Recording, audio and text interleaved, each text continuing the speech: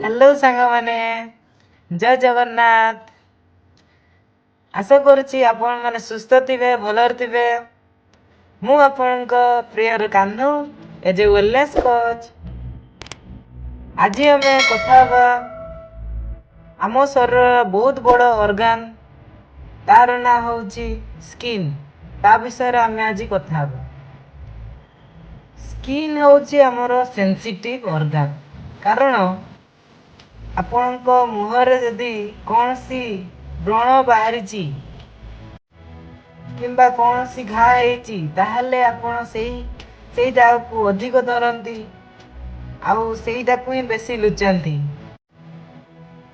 ଆମର ସ୍କିନ୍ ଖରାପ ହେବାର କାରଣ ତିନିଟା ହେଉଛି। ଗୋଟେ ହେଉଛି ଆମର ଲିକି ଗୋଡ୍ସ ପ୍ରୋବ୍ଲେମ୍, ଯେଉଁଟାକି ଆମର ଡାଇଜେଷ୍ଟିଭ୍ ସିଷ୍ଟମ୍ ଯଦି ଆମର ଖରାପ ଅଛି ତାହେଲେ ଏହି ପ୍ରୋବ୍ଲେମ୍ ଆସିଥାଏ। ଆଉ ଗୋଟେ ହେଉଛି ଆମର ଯଦି ସବକଲିନିୟସ୍ ଫ୍ୟାଟ୍ ବଢ଼ିକି ଥାଏ, ତାହେଲେ ବି ମଧ୍ୟ ସ୍କିନ୍ ସମସ୍ୟା ଆସିଯାଇପାରେ।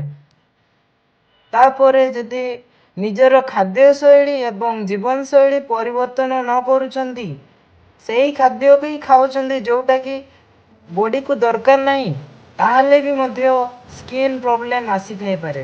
ଯଦି ନିଜର ସ୍କିନ୍କୁ ସୁସ୍ଥ ରଖିବାକୁ ଚାହୁଁଛନ୍ତି, ପୁରା ଗ୍ଲୋଇ ଦେଖାଯିବାକୁ ଚାହୁଁଛନ୍ତି, ତାହେଲେ ନିଜର ଖାଦ୍ୟଶୈଳୀ ଏବଂ ଜୀବନଶୈଳୀକୁ ପରିବର୍ତ୍ତନ କରନ୍ତୁ। Stay healthy, stay active. Thank you.